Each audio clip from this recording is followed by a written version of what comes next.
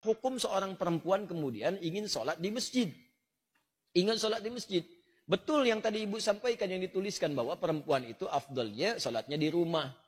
Tapi harus dilihat kapan hadis itu muncul. Karena ada hadis juga yang menyarankan bahkan memotivasi perempuan sholat ke masjid. Yang tadi disampaikan itu ada riwayat-riwayatnya teman-teman sekalian. Di hadis Ahmad ada, di Abu Daud ada. Itu dari Ummu Salamah radhiyallahu taala anha. Ya, afdalu masajidin nisa qa'ru buyutihinna.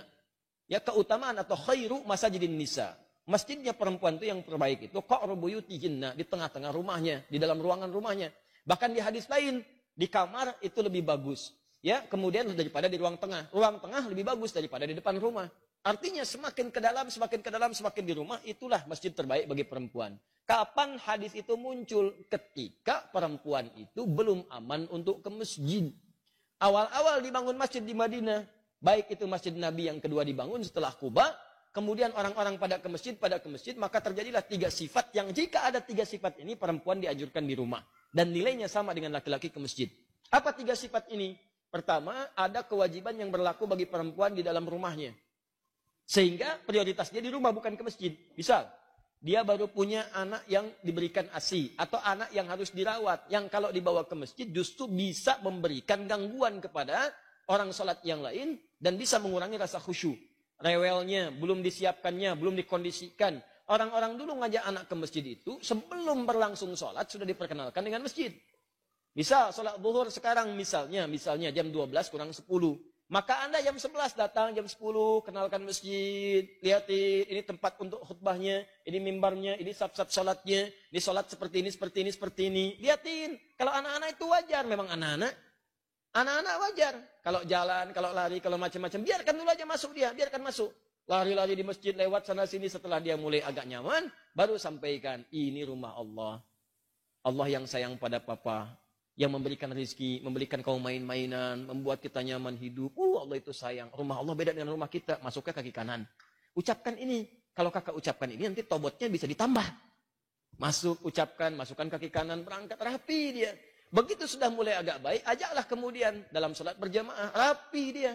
Dalam sholat dia rapi, setelah sholat lari, biarkan aja namanya anak-anak. Yang repot itu kalau ada orang tua, kekanak-kanakan, habis sholat lari-larian. Itu yang repot. Kakek-kakek habis sholat main prosotan di situ, baru kita repot di situ. Kalau anak-anak ya biarkan aja namanya anak-anak. Naik ke punggung biarkan, Anda sholat sunnah dia naik biarkan, nggak apa-apa, nggak usah repot dengan itu. Ini orang tua sekarang repotnya, mohon maaf di rumah disuruh ke masjidnya bukan untuk sholat, malah disuruh main. Kalian ini rame aja di rumah, main sana ke masjid, ya main dia di masjid. Jelas ya? Maka itu poin untuk pentingnya. Maka yang pertama, kalau ada tugas perempuan di dalam rumah, memang hanya perempuan yang bisa mengatasi, maka yang afdal itu di rumah, jangan paksakan ke masjid. Suami dorong ke masjid, anak laki-lakinya dorong ke masjid. Dorong ke masjid, investasikan. Ayo nak ke masjid, ke masjid, ke masjid, ke masjid. Ke masjid, dorong. Antum yang perempuan di rumah. Itu afdalnya. Yang kedua, jika kemudian di jalan itu belum aman dari fitnah. Ini terjadi di zaman Nabi. Awal-awal dibangun Masjid Nabawi itu, bahkan jangankan ke masjid. Malam-malam itu suka buang hajat, tidak ada toilet. Yang ada itu kebun-kebun. Di kebun-kebun kurma, macam-macam. Perempuan-perempuan juga demikian. Begitu keluar sering diganggu oleh preman-preman Madinah. Awal-awal di Madinah itu ada preman. Ada, kemudian tobat. Jadi kalau ada preman sekarang, telat. Kalau nggak tobat, keterlaluan.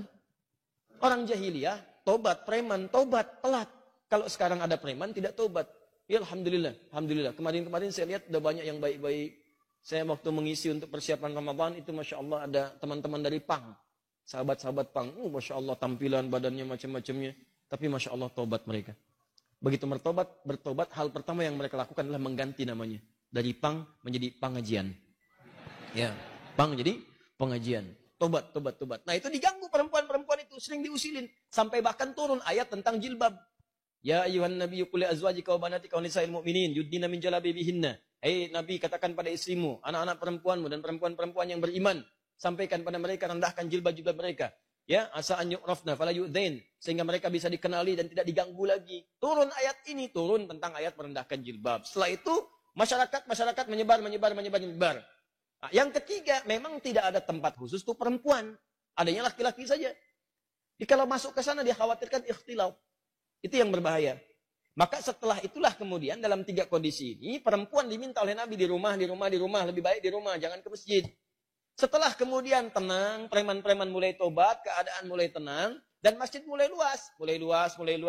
Maka muncullah hadis-hadis di Al-Bukhari, di Muslim. Bagaimana Sayyidah Aisyah mengatakan kalau kami subuh-subuh itu, banyak perempuan-perempuan datang ke masjid. Kemudian dengan selimut-selimut mereka tutupi. Sehingga nggak kelihatan, karena gelap. Zaman Nabi kan nggak ada lampu seperti ini. Ya, nggak ada lampu seperti ini. Kelihatan. Jadi begitu sudah mulai remang-remang, mereka meninggalkan. Sudah cepat lari. Salam, balik ke rumah. Salam, balik ke rumah.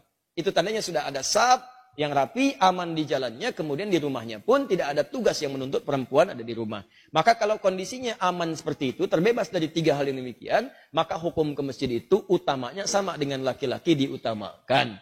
Apalagi kalau suami yang ngajak, bagus itu. Mama ayo ke masjid, sapnya ada. Seperti di sini di Alexandra, sap perempuan ada, laki-laki ada. Ke masjid jalan, subuh berangkat sama-sama. Kalau bisa sekeluarga. Supaya keluarga itu bisa kenal dengan masjid. Anak-anaknya dibawa, berangkat semua. Oh, Bu, enak tuh pulang-pulang. Masya Allah, selesai, jalan lagi. Jalan, sehat semuanya. Ya, jalannya bagus. Keluarganya juga kumpul. Sama-sama menuju akhirat yang baik. Demikianlah apa yang dimaksudkan tadi. Hadisnya ada, keterangannya jelas. Jadi tempatkanlah hadis sesuai dengan makna dan konteksnya. Paham dengan baik ya? Baik. Jadi insya Allah setelah ini tidak ada pemaksaan lagi. Suaminya cukup baik. Istrinya juga mengerti insya Allah. Mana orangnya tadi?